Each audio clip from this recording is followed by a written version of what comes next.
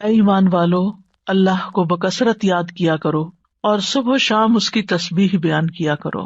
اللہ سبحانہ تعالیٰ اس آیت میں اہل ایمان کو حکم دے رہے ہیں کہ وہ اس کی حمد، تسبیح، تکبیر اور لا الہ الا اللہ کے ساتھ کثرت سے اس کا ذکر کیا کریں، یعنی اس کو بہت زیادہ یاد کیا کریں۔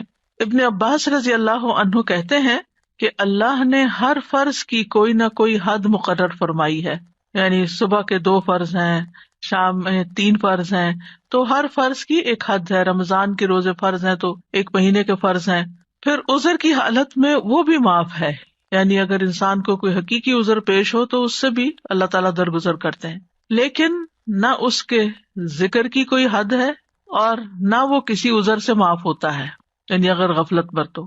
ہاں عقل یا ہوش نہ رہے تو اور بات ہے۔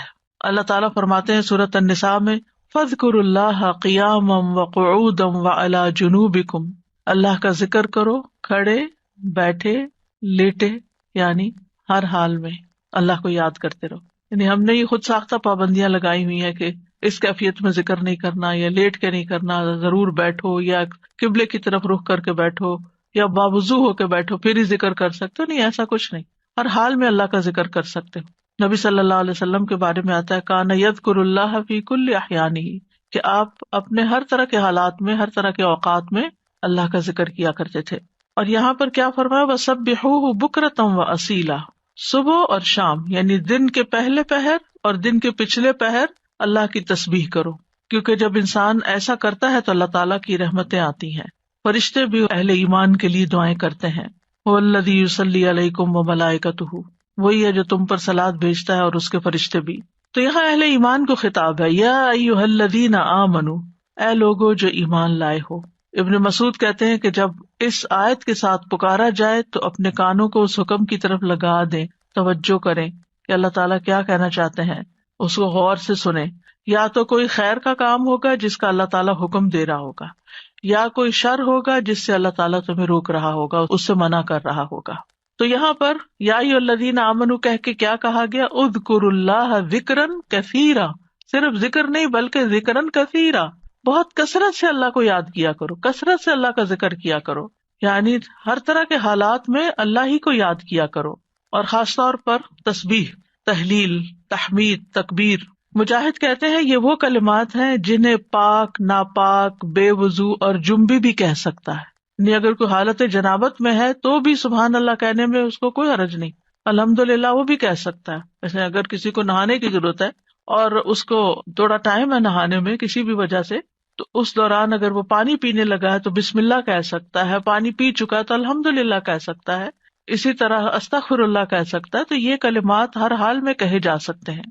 پھر دل کے اخلاص کے ساتھ ذکر کرنا چاہیے، یعنی ذکر کثیر کا معنی کیا گیا وہ ذکر جو اخلاص کے ساتھ کیا جائے، یعنی صرف کوانٹٹی میں ہی زیادہ نہ ہو بلکہ اس کی کوالٹی اچھی ہو۔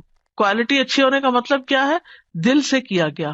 کثیر کا اپوزٹ قلیل ہوتا ہے، تو قلیل ذکر کون سا ہے، جو منافقین کرتے ہیں، وَلَا يَذْكُرُونَ اللَّهَ إِلَّا قَلِيلًا، کہ وہ اللہ کو بہت تھوڑا یاد کرتے ہیں، یعنی زبان سے اوپر سے کر دیتے ہیں لیکن دل سے نہیں کرتے۔ اور یاد تو ہوتی بھی دل میں ہے، یاد کسی کی بھی دل میں ہوتی ہے تو زبان پہ آتی ہے۔ اور دوسرے لفظوں میں کثیر کے مقابلے میں قلیل ذکر کیا ہے کہ انسان بس صرف صبح شام کے اذکار کرے، نمازوں کے بعد ذکر اذکار کرے، اور مختلف حالات میں جیسے کھانا کھایا یا مخصوص اذکار جو ہیں صرف ان کی پابندی کرے۔ لیکن ذکر کثیر اس کے برعکس کیا ہے کہ انسان ان خاص مواقع کے علاوہ بھی ہر حال میں اللہ کو یاد کرتا رہے، اللہ کی یاد اس کے دل میں تازہ رہے۔ اور یہ ایک ایسا عمل ہے، یعنی ایک ایسی عبادت ہے کہ اس پر عمل کرنے والا آرام کی حالت میں بھی، لیٹے ہوئے بھی، بیٹھے ہوئے بھی، چلتے پھرتے اللہ تعالیٰ کو یاد کر سکتا ہے۔ یعنی باقی کام کرنے کے لیے جیسے نماز ہے یا قرآن ہے تو اس کے لیے پھر آپ کو ایک ایفرٹ کرنی پڑتی ہے۔ خالی سبحان اللہ، الحمدللہ، اللہ اکبر پڑھنے میں تو آپ کو کوئی ایفرٹ بھی نہیں کرنی، صرف زبان ہلانی ہوتی ہے۔ اور انسان اگر اس چیز کا عادی ہو جائے اللہ کے ذکر کا، تو پھر اس کی زبان بری باتوں سے بھی پاک رہتی ہے اور اس کی زبان سے اچھے الفاظ ہی نکلتے ہیں۔ اور یہ جو ہم نے اپنے اوپر ایک ڈسپلن کے لیے پابندی لگائی تھی کہ کم از کم 100 دفعہ استغفار دن میں کرنی ہے، کم از کم 100 دفعہ سبحان اللہ پڑھنا، ٹھیک ہے، لیکن اس کا یہ مطلب نہیں کہ 100 دفعہ گنتی پوری ہوگی تو اب اس کے بعد کوئی پابندی لگ گئی یا آگے بس دروازہ بند ہے اور اس سے آگے نہیں جا سکتے. اتنا تو منیمم کریں ہی، یعنی اپنے آپ کو پابند کریں. کیونکہ جب انسان کسی بھی کام کے لیے اپنا ٹارگٹ سیٹ کر لیتا ہے نا کہ آج دن میں یہ کام میں نے اتنی دفعہ کرنا ہے یا فلاں اور فلاں کام، آپ کی ٹو ڈو لسٹ ہوتی ہے، تو آپ پھر اس کو چیک کرتے رہتے ہیں کہ ہاں یہ کام ہو گئے. اور اگر آپ نے کوئی ٹارگٹ نہیں سیٹ کیا ہوا، ہاں میں کروں گی، تو پھر وہ کام نہیں ہو پاتا. تو اس لیے انسان کو اپنے لیے ٹارگٹ رکھنے چاہیے جتنے بھی آسانی سے رکھ سکے، 100 دفعہ 200 دفعہ کچھ بھی، لیکن اس کے علاوہ بھی کھلا بھی ضرور پڑھنا چاہیے، اور یہاں اسی کی طرف توجہ دلائی گئی ہے.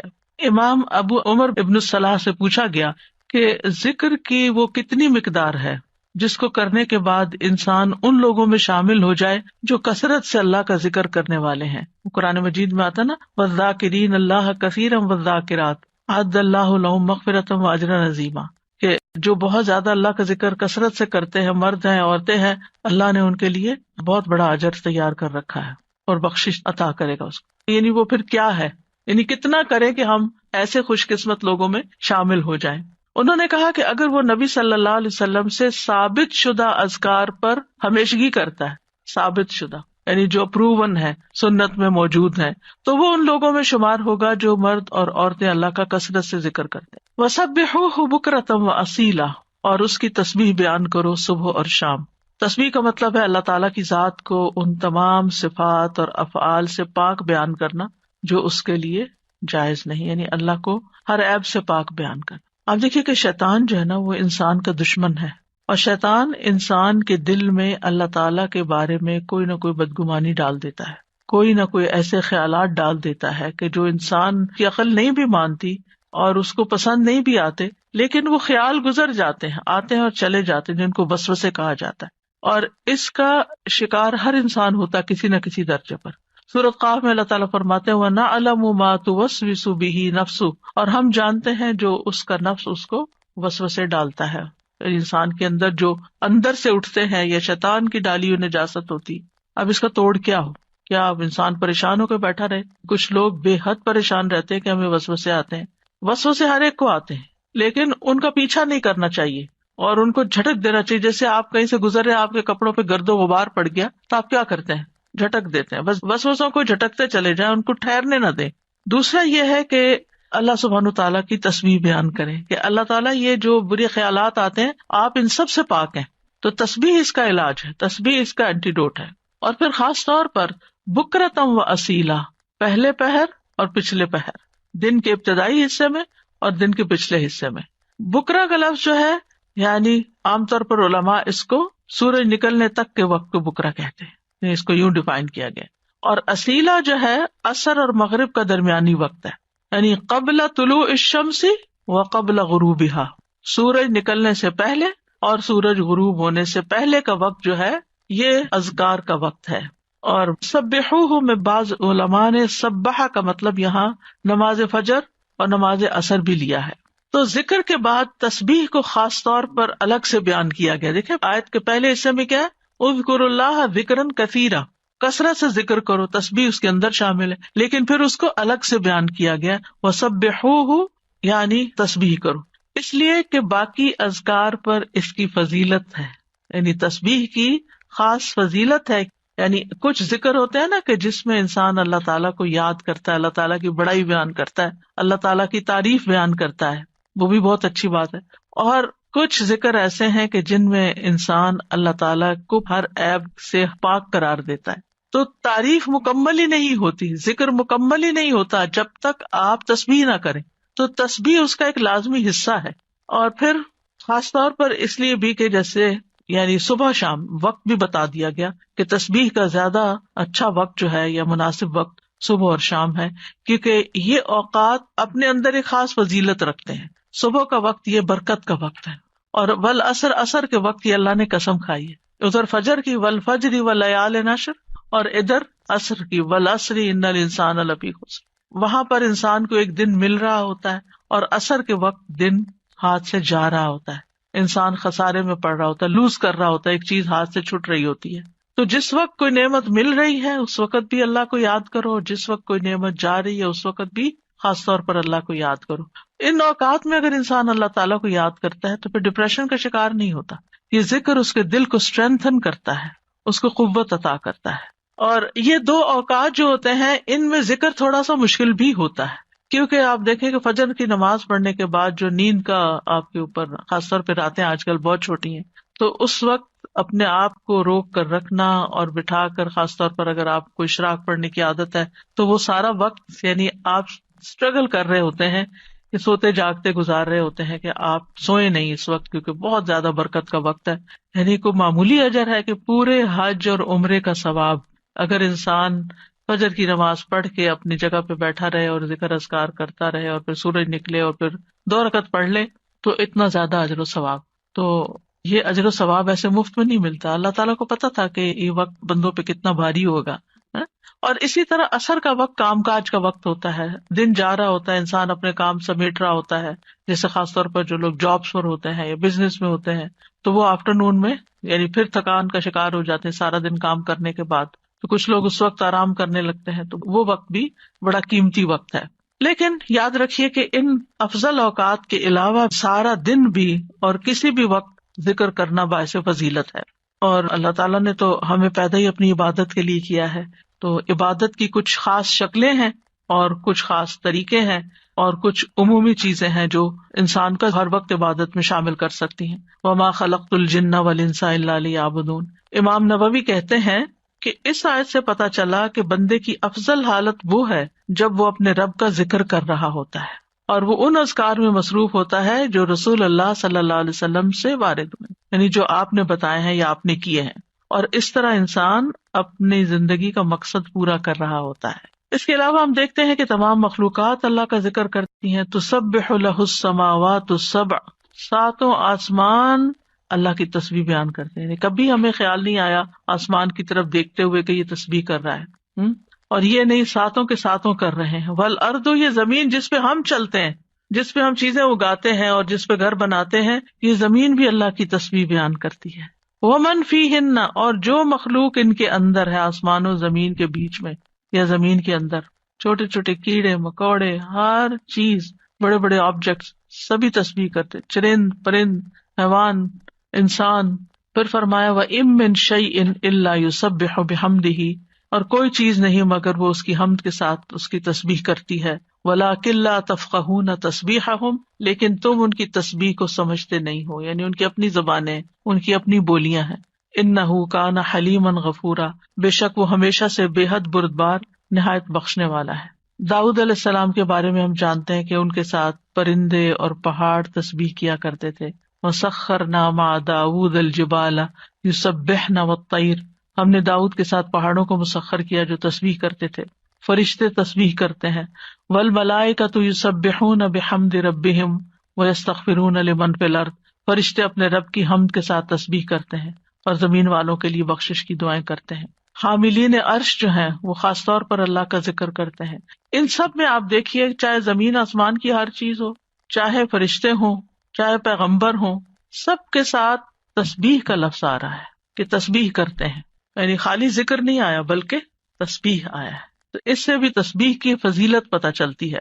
سبحان اللہ و بحمدہ سبحان اللہ العظیم، تسبیح بیان کرنا یعنی اللہ تعالیٰ کو ہر عیب سے پاک قرار دینا کہ اس میں کوئی نقص نہیں، کوئی کمی نہیں، وہ پرفیکٹ ہے، کوئی عیب نہیں، اس کا کوئی فیصلہ غلط نہیں، اس کا کوئی حکم، اس کا دین، ہر چیز صحیح ہے جو بھی اس نے بنائی ہے، پرفیکٹ بنائی ہے. تو الذین یحملون العرش ومن حولہ یسبحون بحمد ربہم، جو فرشتے عرش اٹھائے ہوئے ہیں اور جو اس کے ارد گرد ہیں، سب اپنے پروردگار کی حمد کے ساتھ اس کی تسبیح کر رہے ہیں. یعنی سارے کے سارے تسبیح کرتے ہیں. اور جہاں تک ذکر کا تعلق ہے تو قرآن مجید میں ذکر کا لفظ بھی آتا ہے، یعنی عمومی ذکر، تسبیح کے علاوہ جو بھی ذکر ہو، اللہ اکبر ہو، الحمدللہ ہو، لا الہ الا اللہ ہو، یا اور جو اذکار ہمیں بتائے گئے صبح شام کے. تو دیکھیے کہ مومنوں کی جو مختلف صفات بیان ہوئی ہیں ان میں صرف ذکر کے ساتھ کثرت کا لفظ آیا ہے. سورۃ الاحزاب کی آیت نمبر 35 ہے نا، ان المسلمین والمسلمات والمؤمنین والمؤمنات والقانتین والقانتات والصادقین والصادقات والصابرین والصابرات والخاشعین والخاشعات والمتصدقین والمتصدقات والصائمین والصائمات والحافظین فروجہم والحافظات والذاکرین اللہ کثیرا والذاکرات، یعنی ساری صفات اپنی جگہ ہیں کہ وہ مسلمان ہیں، مومن ہیں، فرما بردار ہیں، سچے ہیں، صبر والے ہیں، عاجزی کرنے والے ہیں، صدقہ کرنے والے ہیں، روزہ دار ہیں، اپنی شرمگاہوں کی حفاظت کرتے ہیں اور اللہ کا کثرت سے ذکر کرتے ہیں۔ تو اس سے بھی اندازہ لگائیں کہ ذکر کی کتنی اہمیت ہے کہ ذکر میں کثرت چاہیے۔ باقی چیزیں تو اپنے اپنے وقت پر ہوں گی، لیکن اللہ کے پسندیدہ وہ ہیں جو ذکر میں کثرت کرتے ہیں، جیسا کہ سورۃ آل عمران میں آتا ہے الذین یذکرون اللہ قیاما وقعودا وعلی جنوبہم، جو اللہ کو یاد کرتے رہتے ہیں کھڑے بھی، یعنی کچھ کام ہم کھڑے ہو کے کرتے ہیں، کھڑے ہو کے تھک جاتے ہیں تو وقعودا بیٹھ جاتے ہیں اور پھر لیٹ جاتے ہیں، تو چاہے کھڑے ہوں، چاہے بیٹھے ہوں، چاہے لیٹے ہوں، وہ ذکر نہیں چھوڑتے، ہر حال میں ذکر کرتے رہتے ہیں، یہ ان کی صفت ہے۔ یعنی ذکر کے لیے صرف کوئی وقت یا جگہ مخصوص نہیں ہے بلکہ ہر حال میں۔ اور پھر جو اس کا اجر ہے، نبی صلی اللہ علیہ وسلم نے فرمایا کیا میں تمہیں تمہارا بہترین عمل نہ بتاؤں جو تمہارے مالک کے نزدیک اچھا اور پاکیزہ عمل ہے اور تمہارے درجات میں سب سے زیادہ بلند ہے، سونا چاندی کے خرچ کرنے سے بہتر ہے، اللہ کی راہ میں جہاد کرتے ہوئے تمہارے کفار کی گردنیں مارنے اور ان کے تمہاری گردنیں مارنے سے بھی افضل ہے۔ صحابہ نے عرض کیا کیوں نہیں؟ آپ نے فرمایا اللہ تعالیٰ کا ذکر۔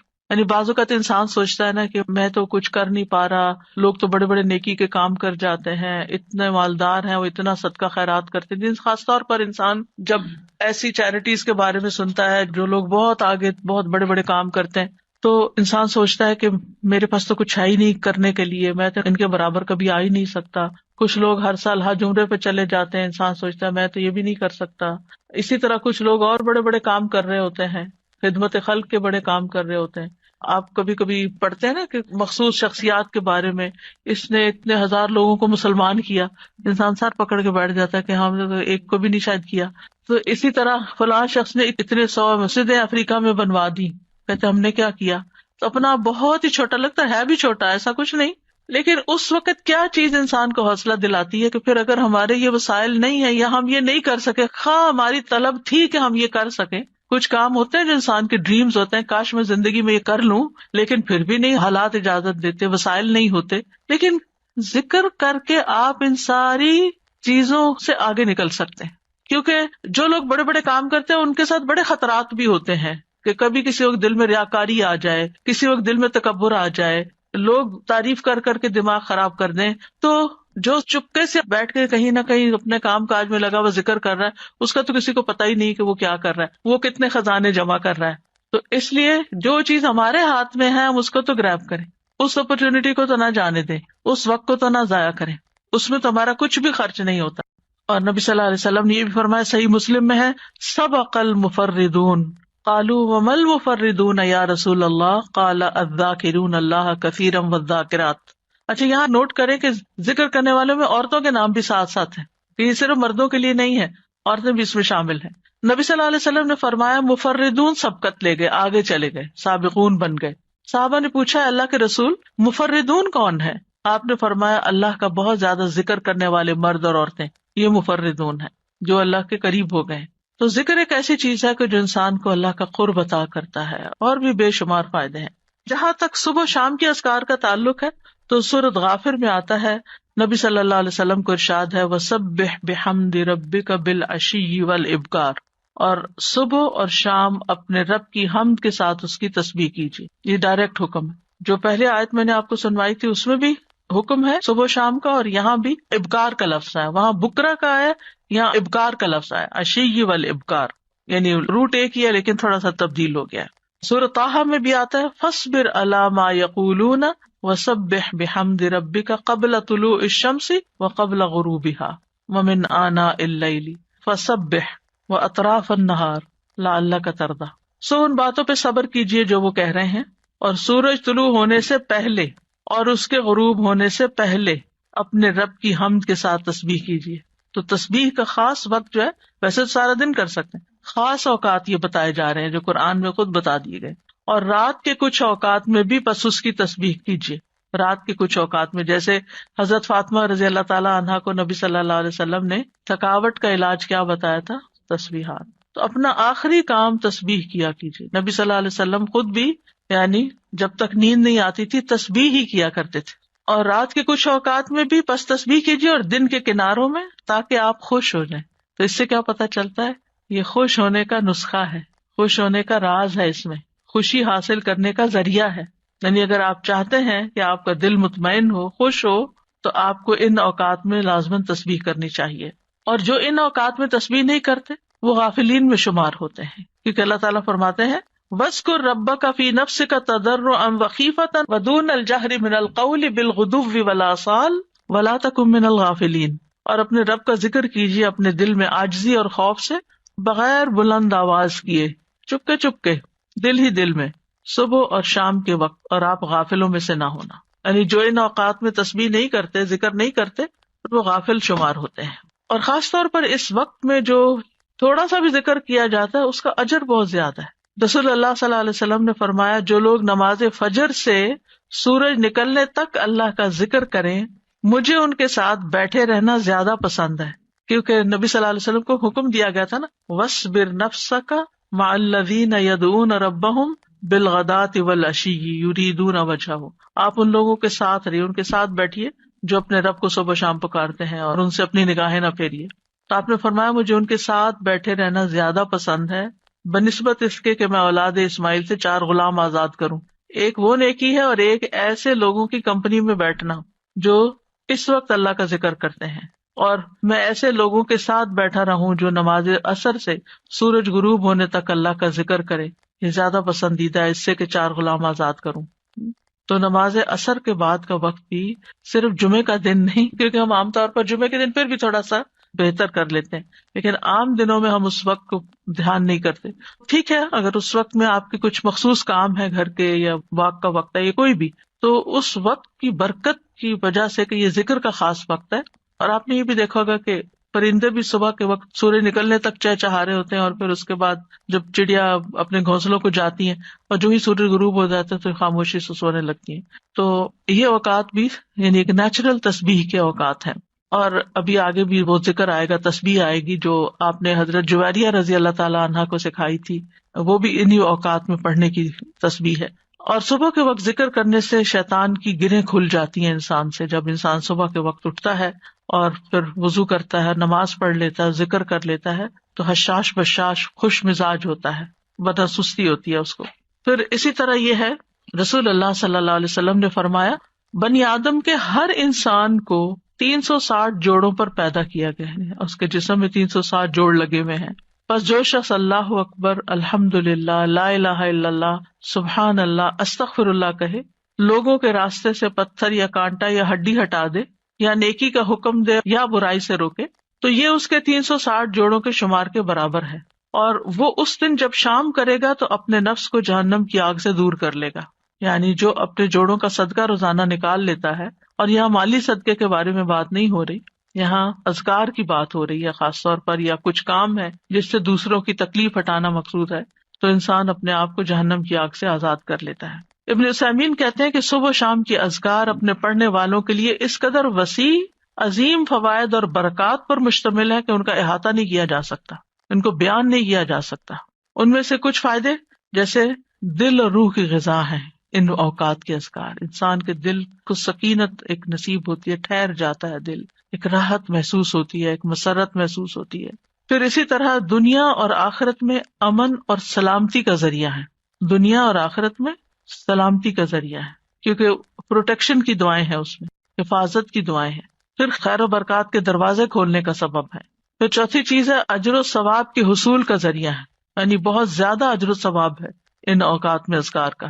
پھر پانچویں چیز ہے شر کے واقع ہونے سے پہلے، یعنی کسی تکلیف کے آنے سے پہلے اور واقع ہونے کے بعد اسے ہٹانے کا ذریعہ ہے. ویسے بھی نبی صلی اللہ علیہ وسلم نے فرمایا نا، دعا اس مصیبت میں بھی فائدہ دیتی ہے جو واقع ہو چکی ہے، اور اس میں بھی فائدہ دیتی ہے جو ابھی واقع نہیں ہوئی، جو ابھی مصیبت نہیں آئی. اے اللہ کے بندو دعا کو لازم کر لو. تو یہ صبح شام کی دعائیں ہی ہیں ایک طرح سے ان میں زیادہ تر. پھر ان اذکار میں انسان اللہ کی نعمتوں اور مہربانیوں کا اعتراف کرتا ہے، یعنی صبح شام کے اذکار جو ہے یہ اللہ کی پے در پے نعمتوں کا اعتراف ہے. جیسے سید الاستغفار میں کہتا ہے نا، ابو لک بنعمتک علیہ، اللہ جو تیری نعمتیں مجھ پر ہیں میں ان کا اقرار کرتا ہوں، ایکنالج کرتا ہوں. اللہ تعالیٰ کی مہربانیوں اور اس کے احسان پر اس کا شکر ادا کرنا ہے. پھر ساتویں چیز یہ ہے کہ رب کے سامنے فقر اور عاجزی کا اظہار ہے کہ میں تو اس سے بے نیاز نہیں ہوں، تیری ہی پروٹیکشن چاہتا ہوں، تیری ہی طرف رجوع کرتا ہوں. پھر 8ویں چیز یہ کہ یہ بندے کی اصلاح کے اسباب میں سے ہے، اور خاص طور پر دل کی اصلاح. اور دل کی اصلاح ہو نہیں سکتی جب تک دل میں اللہ کی محبت یا اللہ کے لیے محبت اور اللہ کی تعظیم اور اللہ کی بڑائی اور اللہ تعالیٰ کے پاورفل ہونے اور اس کے سارے جو اسماء و صفات ہیں ان پر یقین نہ ہو. اس وقت تک اللہ کی بڑائی دل میں نہیں آتی. ابن باز کہتے ہیں کہ جو شخص صبح شام کے اذکار پر حفاظت کرے، سچائی، ایمان اور اللہ پر بھروسہ اور اعتماد کرتے ہوئے یہ اذکار کرے، اور یہ دعائیں جن معنی پر دلالت کرتی ہوں ان کے لیے انسان کا سینہ کھلا ہوا ہو، تو یہ سے جادو اور دیگر مصیبتوں کے واقع ہونے سے پہلے ان کے شر سے بچانے کا سب سے بڑا سبب ہے، اور تکلیف واقع ہو جائے تو ان کو ہٹانے کا بھی سب سے بڑا سبب ہے. یعنی ان کو چھوڑنا نہیں چاہیے. لیکن بعض اوقات کوئی تقدیر نافذ ہونی ہوتی ہے تو انسان بھول ہی جاتا ہے یا سویا ہی رہ جاتا ہے یا کوئی بھی وجہ بن جاتی ہے اور انسان غافل ہو جاتا ہے اور اتنے میں وہ واقع ہو جاتی. ابن قیم کہتے ہیں کہ دعائیں اور تعوذات ہتھیار کی طرح ہیں. ہتھیار مارنے والے کی قابلیت اور صلاحیت کے مطابق اثر کرتا ہے، صرف تیز دھار کے ساتھ نہیں. یعنی آپ کے پاس کیسی بھی سوڈ ہو، آپ کے پاس کیسی بھی گن ہو، لیکن اگر آپ کو چلانی نہیں آتی تو فائدہ نہیں ہے.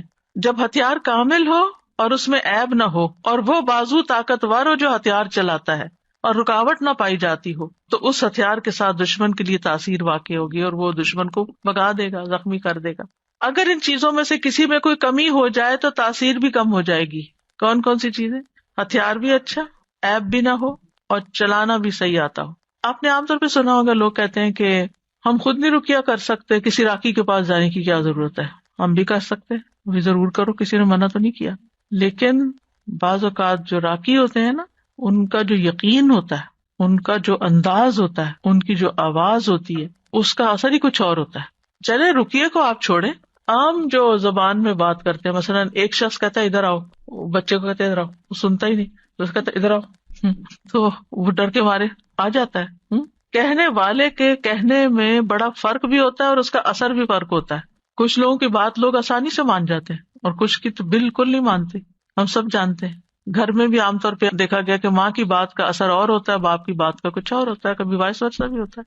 لیکن یہ ہے کہ فرق ہے ایک بندے کے ذکر کرنے اور پڑھنے اور جن بھوت کو بگانے اور دوسرے بندے کے بگانے میں. جو خود ہی جنوں بھوتوں سے ڈرتا ہو وہ بگائے گا کہاں سے؟ تو جو ایسا کام کرنے والے ہوتے ہیں نا، اللہ نے ان کو خاص صلاحیتیں دی ہوتی ہیں اور خاص ٹیکنیکس بھی دی ہوتی ہیں اور سجھائی ہوتی ہیں، ان کے دل میں ڈالی ہوتی ہیں. بعض اوقات وہ کوئی کسی کو نقل نہیں کر رہے ہوتے، وہ جو ان کے دل میں آتا ہے اس کے مطابق وہ بیان کرتے جاتے، پڑھتے جاتے ہیں مریض کے حسب حال، کیونکہ ہر مریض فرق ہوتا ہے، ان کا ایکسپیرینس بھی فرق ہوتا ہے کہ کیا چیز فائدہ دیتی کیا نہیں دیتی. جب تک آپ کے ہتھیار صحیح نہ ہو نا، یعنی کہ آپ کے پاس اسکلز نہ ہو، اور آپ کو دل مضبوط نہ ہو، بہادری نہ ہو. استاذہ جی جیسے نا بچے آج کل نئی ٹیکنیک سے کوئی بھی ہو تو کہیں گے آپ کو تو یوز کرنا نہیں آتا، آپ کو متاثر کرتے ہیں نا آپ کو، یعنی کہ جی امپریس کرتے ہیں، اور پھر جب آپ کو وہ چیز یوز کرنے آ جاتی تو آپ خود حاوی ہو جاتے. اور اسی طرح ہی جب آپ کو پتا ہوتا ہے کہ آپ نے ہتھیار کیسے یوز کرنا ہے تو پھر آپ کی پاورز اور قسم کی ہوتی ہیں، اور یہی وہ طاقت اور وہ پاور ہے جس سے آپ نا شیطان کو بھگا سکتے ہیں. اور میں کہتی ہوں نا حضرت عمر رضی اللہ عنہ سے کیوں شیطان ڈرتا تھا، ان کے اندر وہ پاورز تھیں. بالکل سبحان اللہ. کبھی کبھی ایسا ہوتا ہے نا کہ آپ بالکل گھر میں اکیلے ہوتے ہیں، اندھیرا یا کوئی ایسی چیز ہوتی ہے تو انسان کے دل میں ایک دم خیال آتا ہے کہ یہاں کوئی ایسی چیز نہ ہو، تو آپ یوں کیا کر اور آنکھیں کھول لیا کریں، اچھا کیا اگر کوئی ہوگی تو کیا ہوگا. سر جی آپ نے ایک دفعہ بتایا تھا نا کہ ذرا سی تھوڑی آواز کے ساتھ ڈانٹا جائے تو پھر ڈر خود نکل جاتا ہے. تو 2-3 دفعہ اس طرح سے ہوا تو الحمدللہ ذرا سی آواز زور کر کے کہ ہمارا گھر ہے، ہم رہتے ہیں، جو بھی مخلوق ہے وہ تنگ نہ کرے، مطلب اپنے آپ کو زیادہ باروب بنا کے اور ڈر نکال کے ان کو ڈرانا چاہیے. بالکل. تو الحمدللہ اس سے فرق پڑتا ہے. وہ متین ہاشمی صاحب ہوتے تھے کراچی میں، شاید آپ کے ہوتے ہوئے وہ لیکچر دینے آئے ہوں گے. انہوں نے ایسی بہت سی ٹیکنیکس بتائی تھی. وہ جنات کا علاج کرتے تھے اور ان کی آواز بھی اتنی ٹھہری ہوئی تھی، کوئی غصہ بھی نہیں کرتے تھے، کچھ نہیں. تو وہ کہتے تھے کہ جہاں کوئی ایسا مسئلہ ہو تو میں جا کے کہتا ہوں کہ دیکھیں ہم اشرف المخلوقات ہیں، ہم انسان ہیں اور آپ کا کوئی حق نہیں یہاں رہنے کا، میں آپ کو حکم دیتا ہوں یہاں سے چلے جائیں، اور وہ چلے جاتے تھے. تو بہرحال یہ تعوذات جو ہیں اور صبح شام کے اذکار جو ہیں یا تو شر کے اسباب کو واقع ہونے سے روک دیتے ہیں یا پھر وہ ان کے درمیان اور ان کی کامل تاثیر کے درمیان رکاوٹ بن جاتے ہیں. اسباب اور اثر کے بیچ میں رکاوٹ یعنی وہ چیز آ تو رہی ہوتی ہے مگر اس کا اثر جلد ختم ہو جاتی. اور جتنا تعوذ کبھی ہوگا اتنا ہی اثر بھی کبھی ہوگا.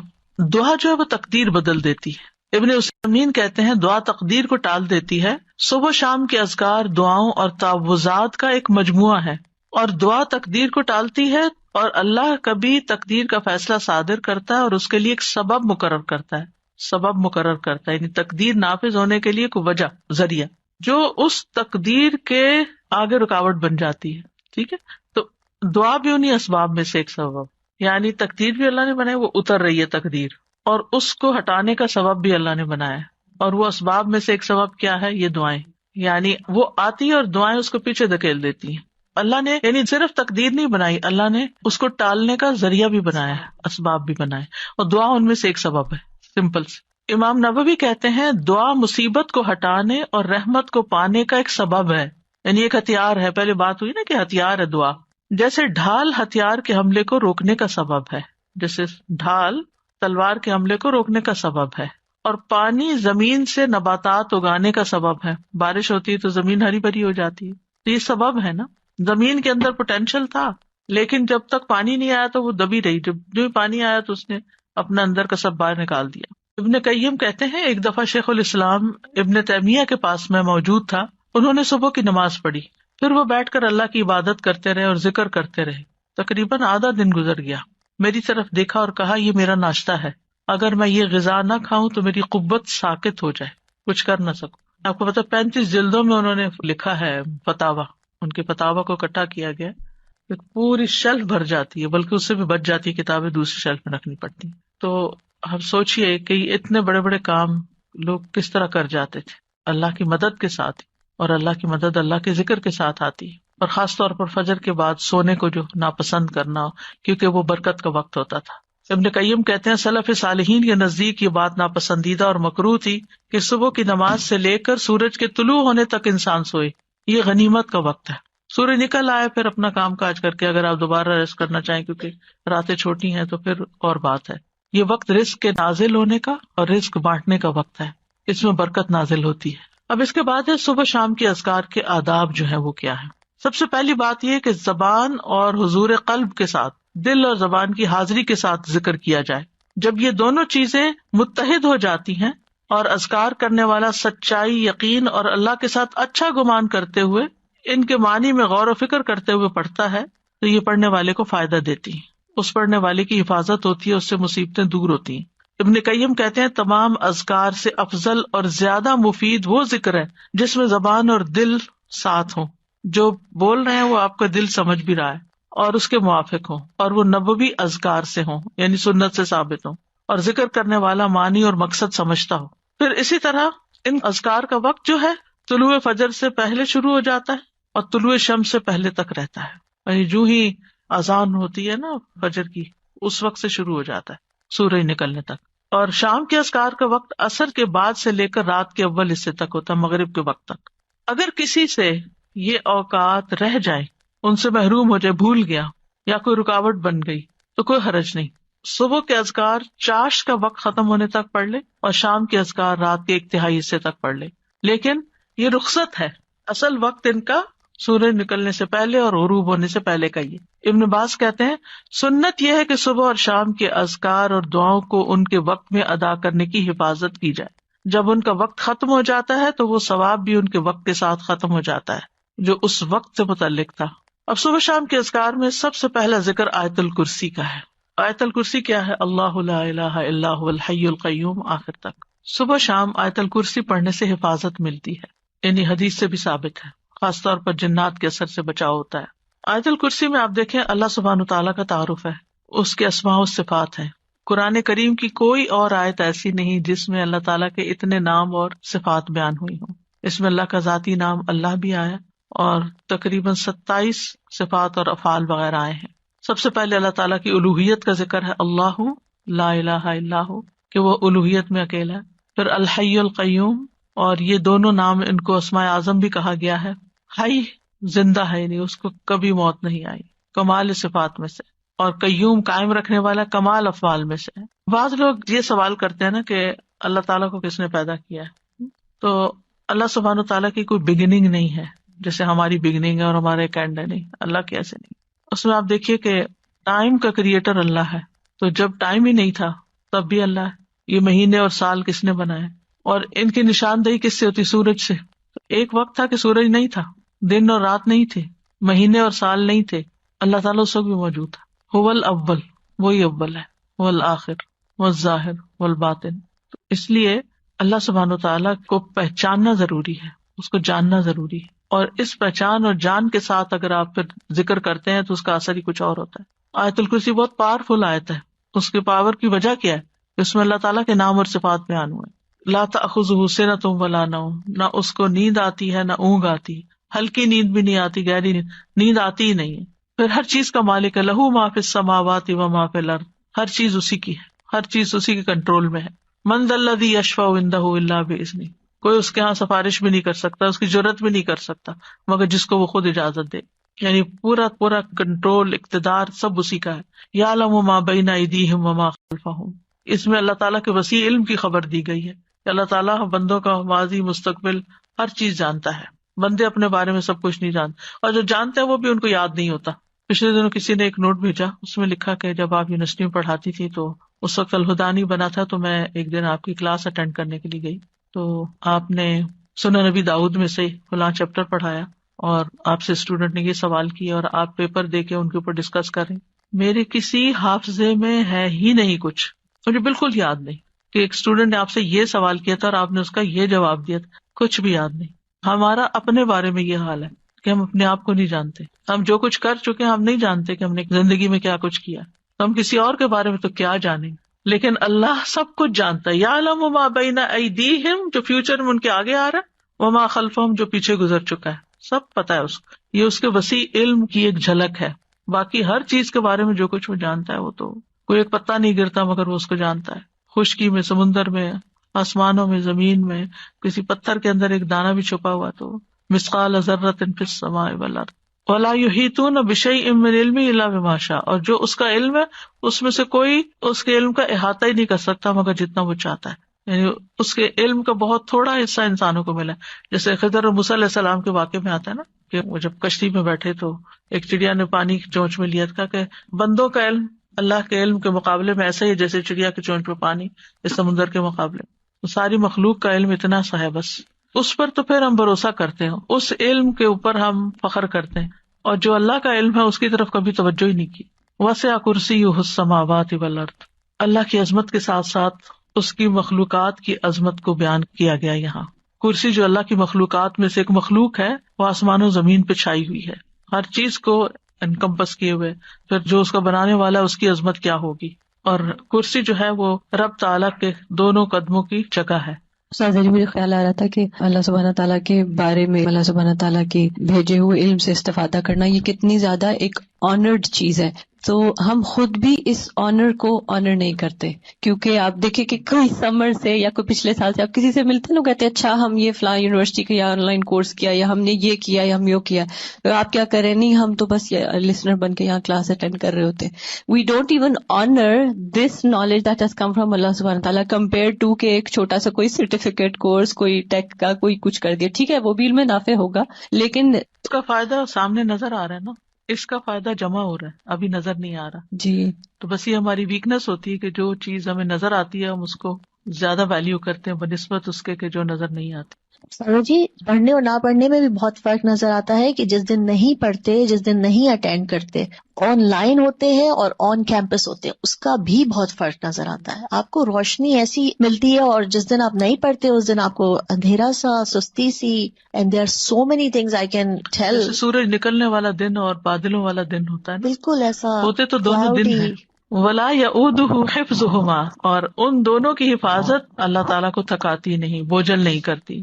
یعنی آسمانوں اور زمین کی حفاظت اور ان کے اندر جو کچھ ہے وہ اللہ سبحانہ وتعالیٰ کے کامل کنٹرول اور اقتدار میں ہے، اور وہ ان میں سے ہر چیز کی ٹیک کیئر کرتا ہے. دیکھیں، ہم اپنی کیپیسٹی میں سب بات سمجھنے کے لیے ایک چھوٹا سا بھی کام ہمارے ذمہ ہوتا ہے نا، گھر کا ایک چھوٹا سا کام، تو وہ بھی کر کے تھک جاتے ہیں. کون سا کام ایسا ہے جسے آپ کر کے تھکے نہ ہو نا؟ کلیننگ ہے یا کوکنگ ہے، کچھ بھی ہے، کوئی بھی زندگی میں کام ہوتے ہیں. بچوں کی ٹیک کیئر کرنا ہے، پڑھنا ہے، ہر کام کر کے ہمیں ریسٹ چاہیے ہوتا ہے، ہمیں تھکاوٹ ہو جاتی. یہاں اللہ تعالیٰ فرماتا ہے ولا یؤودہ حفظہما، آسمان ہو، زمینیں ہو، جو بھی ہو، ان کی حفاظت، ان کے اندر کیا سسٹم چل رہے ہیں، کیا کرنا ہے، کیسے کرنا ہے، یہ چیزیں اس کو تھکاتی ہی نہیں، بوجھل بھی نہیں کرتی. چلے بعض اوقات ہمیں فزیکل تھکاوٹ نہیں ہوتی، یعنی جسمانی تھکاوٹ نہیں ہوتی، لیکن ہم مینٹلی تھک جاتے ہیں، یعنی اکتاہٹ شروع ہو جاتی ہے ہمیں. ایک کام اگر روز کرنا شروع کر دیں تو ہم بور ہو جاتے ہیں، چند سال کوئی کام کر لیں تو اس سے بھی ہم تھک جاتے ہیں، چاہے کتنا ہی اچھا کام ہو. اللہ سبحانہ و تعالیٰ کو یعنی یعودو کا لفظ صرف تھکاوٹ کے لیے نہیں آتا، بوجھل پن کے لیے بھی آتا، یکسانگی یا اکتاہٹ یا کچھ وہ بھی لاحق نہیں ہوتی. یہ معمولی بات نہیں ہے، بہت بڑی بات، بہت بڑی بات. قرآن مجید میں آتا ہے کہ اللہ تعالیٰ ہی آسمان اور زمین کو تھامے ہوئے ہے کہ اپنی جگہ سے ٹل نہ جائیں. اگر وہ دونوں ٹل جائیں تو ان کے بعد کوئی بھی ان کو تھام نہ سکے گا. یعنی صرف اس نے بنا کے چھوڑ نہیں دیا. اب یہ آسمان جو بغیر ستونوں کے ہے، کسی نے تھاما ہوا تو ہمارے اوپر ہے نا، ورنہ تو نیچے آ پڑے. وَهُوَ الْعَلِيُّ الْعَظِيمُ، اور وہ بہت بلند، یعنی مطلق بلندی ہے اس کی، اور عظیم بہت عظمت والا ہے. کوئی مخلوق میں اس کے مشابہ نہیں، کسی کی وہ بڑائی نہیں. لیکن افسوس یہ کہ ہم مخلوق کو پھر بڑا سمجھتے ہیں اور اس کی بڑائی محسوس نہیں کرتے کہ وہ بڑا ہے. جس دن یہ یقین آ گیا نا کہ وہ بڑا ہے، تو پھر لوگوں کی ناراضگی، لوگوں کی پسند ناپسند کا خوف، یہ ساری چیزیں نکل جائیں گی. پھر اللہ کے حکم پر عمل کرنا بھی آسان ہوگا کہ اللہ بڑا ہے نا، اللہ میرے شوہر سے بھی بڑا ہے، اللہ میرے بہن بھائیوں سے بھی بڑا ہے، اللہ اس سوسائٹی سے بھی بڑا ہے، اللہ سارے فلاسفر سے اور سارے قانون دانوں سے اور سارے سائنٹسٹ سب سے بڑا ہے، تو اس کا حکم بھی سب سے بڑا ہے میرے لیے. پھر آپ کو کوئی بھی اس کا حکم ماننے میں مشکل لگے گی نہیں. تو بہرحال آج اتنا ہی کرتے ہیں انشاءاللہ تعالی. ابھی بہت سی دعائیں اور بھی ہیں صبح و شام کے اذکار میں سے، پھر کل انشاءاللہ اس کے اوپر بات کریں گے. وآخر دعوانا ان الحمدللہ رب العالمین. سبحانک اللہم وبحمدک، اشہد ان لا الہ الا انت، استغفرک واتوب الیک. السلام علیکم ورحمۃ اللہ وبرکاتہ.